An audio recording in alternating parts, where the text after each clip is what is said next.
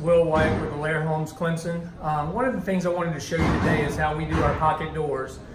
Typically, a pocket door in a 2x4 wall, it comes with these little metal 3/4 inch studs that go on either side of the pocket door, so for the pocket door to slide in behind.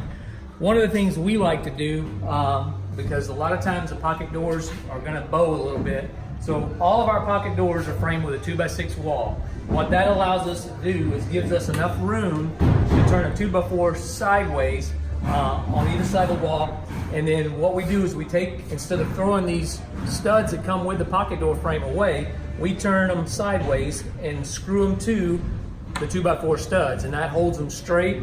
And what that does is gives us another 1.5 inch for drywall and trim to fasten to. It gives us a stronger wall that we don't have to worry about drywall screws going into our pocket door, and when they nail the baseboard and trim on, doesn't penetrate into the pocket door. So it's just another one of the little things we do to create a better scenario in cases where we put in pocket doors.